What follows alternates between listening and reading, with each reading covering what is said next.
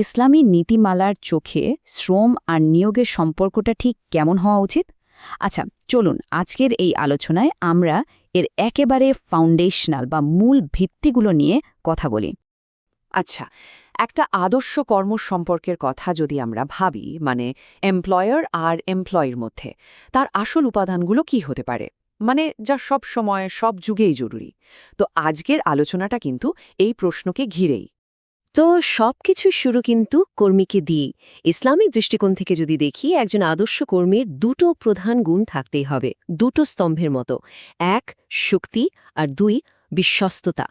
কুরআনের এই আয়াতটা কিন্তু নিয়োগের মূলনীতিটা একদম পরিষ্কার করে দেয়। এখানে শক্তি মানে শুধু গায়ের জোর না, এর মানে হলো কাজটা করার জন্য যে দক্ষতা, যে জ্ঞান, যে যোগ্যতা দরকার সেইটা। আর বিশ্বস্ততা তো বুঝতেই পারছেন, সততা, নির্ভরযোগ্যতা, মানে যাকে বিশ্বাস করা যায়। এই দুটো গুণ যখন একসাথে হয়, তখনই একজন কর্মী সেরা হয়ে ওঠেন। এখানে দেখুন, সততা আর উচ্চাকাঙ্ক্ষার মধ্যে একটা দারুণ তুলনা করা হয়েছে। একদিকে একজন বিশ্বস্ত কোষাধ্যক্ষ, যিনি নীরবে নিজের দায়িত্ব পালন করে যান, তাকে বলা হচ্ছে একজন দানকারীর সমান পুরস্কার দেওয়া হবে। আর অন্যদিকে যে ব্যক্তি নিজে থেকে একটা পদের জন্য তদবির করে, মানে নিজেই নিজের প্রচার করে, তাকে কিন্তু সেই পদে নিয়োগ দেওয়া হচ্ছে না।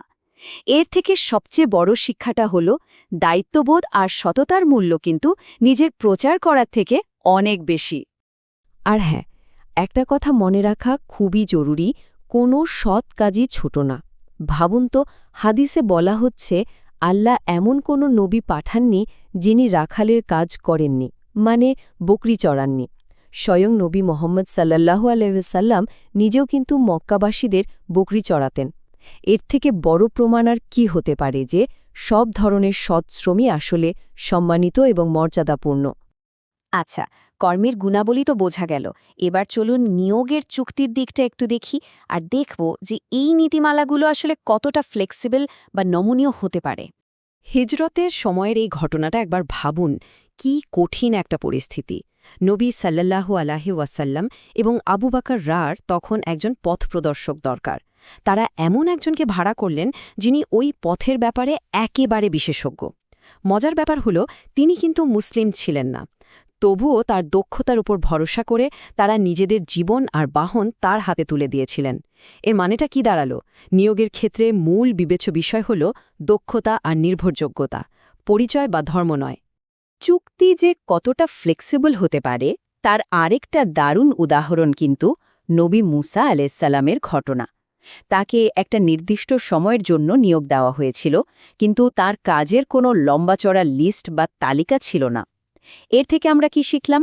এটাই যে একটা নির্দিষ্ট সময়ের জন্য কাউকে নিয়োগ দেওয়া যেতে পারে, এমনকি যদি প্রতিটা কাজ কি কি করতে হবে তা আলাদা করে বলা নাও থাকে। এতক্ষণ তো কর্মীর কথা হলো, চুক্তির কথা হলো। এবার চলুন মুদ্রার অপর পিঠটা দেখি, নিয়োগকর্তার দায়িত্ব। এখানে ন্যায় বিচার আর অনুগ্রহের ধারণাটা কিন্তু খুব গুরুত্বপূর্ণ। এই বিখ্যাত উপমাটা একটু খেয়াল করুন। একজন নিয়োগকর্তা দিনের বিভিন্ন সময় 3টে আলাদা দলকে কাজে নিলেন। প্রথম দুটো দল বেশ অনেকটা সময় কাজ করল আর পেল 1 কিরাত করে। কিন্তু শেষের দলটা, যারা সবচেয়ে কম সময় কাজ করল, তারা পেল 2 কিরাত। স্বাভাবিকভাবেই প্রথম 2 দল এতে বেশ অবাক আর অসন্তুষ্ট হল। কিন্তু এখানেই আসল ব্যাপারটা। নিয়োগকর্তা তখন তাদের জিজ্ঞেস করলেন, আমি কি তোমাদের সাথে করা চুক্তি ভেঙেছি? তোমাদের প্রাপ্য থেকে কি 1 বিন্দুও কম দিয়েছি? তারা বলল, না, দেননি। তখন তিনি বললেন, তাহলে আমি যাকে বেশি দিয়েছি সেটা আমার অনুগ্রহ, আমি যাকে ইচ্ছা তা দান করতে পারি। মূল বার্তাটা কি? একজন নিয়োগকর্তার প্রথম আর প্রধান দায়িত্ব হল চুক্তি অক্ষরে অক্ষরে পালন করা। তার ওপর তিনি যা দেবেন সেটা তার মহানুভবতা, তার অনুগ্রহ। এবার আসি পারিশ্রমিকের কথায়। এটা কিন্তু নিয়োগকর্তার দায়িত্বের সবচেয়ে সংবেদনশীল আর গুরুত্বপূর্ণ একটা অংশ। বিষয়টা শুধু টাকা দেওয়ার মধ্যেই সীমাবদ্ধ না, এর সাথে নৈতিকতা ওতপ্রোতভাবে জড়িত। আর এইটা সম্ভবত সবচেয়ে বড় আর কঠোর হুঁশিয়ারি। স্বয়ং আল্লাহ বলছেন কিয়ামতের দিন তিনি নিজে 3 ব্যক্তির বিরুদ্ধে দাঁড়াবেন, আর তাদের মধ্যে একজন হল সেই লোক যে একজন কর্মীকে দিয়ে পুরো কাজ আদায় করে নিল কিন্তু তার পারিশ্রমিক দিল না। একবার ভাবুন তো, এর চেয়ে ভয়ঙ্কর পরিণতির কথা আর কি হতে পারে? এতক্ষণ তো নিয়মনীতির কথা শুনলাম। এবার এমন একটা গল্প বলবো যা হয়তো নৈতিকতার সব সীমাকে ছাড়িয়ে যায়। এটা একজন নিয়োগকর্তার সততার চূড়ান্ত পরীক্ষা। গল্পটা সেই গুহায় আটকে পড়া ৩ ব্যক্তির একজনের। তার এক কর্মী কাজ শেষ করল, কিন্তু কোনো কারণে তার মজুরিটা না নিয়েই চলে গেল। এখন নিয়োগকর্তা কিন্তু টাকাটা সহজেই নিজের মনে করে রেখে দিতে পারতেন, কিন্তু তিনি তা করলেন না। তিনি যা করলেন তা এক কথায় অসাধারণ। তিনি ওই অনুপস্থিত কর্মীর টাকাটা তার হয়ে বিনিয়োগ করলেন, ঠিক যেন একজন বিশ্বস্ত অভিভাবকের মতো। আর তার এই সততার ফল কি হলো জানেন? অবিশ্বাস্য।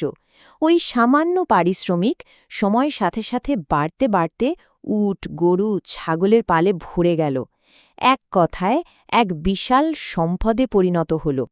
অনেক অনেক বছর পর সেই কর্মীটা যখন ফিরে এসে তার সামান্য মজুরিটা চাইল, তখন নিয়োগকর্তা কি বললেন জানেন? তিনি ওই বিশাল পশুপালের দিকে ইশারা করে বললেন, এই যা কিছু দেখছ, উট, গরু, ছাগল, সবই তোমার মজুরি। ভাবা যায়, তিনি শুধু মূল টাকাটা নয়, এত বছরের সমস্ত লাভসহ তাকে ফেরত দিলেন।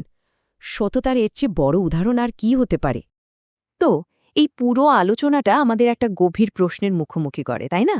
আজকের এই দুনিয়ায় যেখানে সবকিছু চুক্তি আর আইন দিয়ে বাঁধা, সেখানে শুধু নিজের দায়িত্বটুকুর বাইরে গিয়ে এমন সততা দেখানোর আসল মূল্যটা আসলে কোথায়?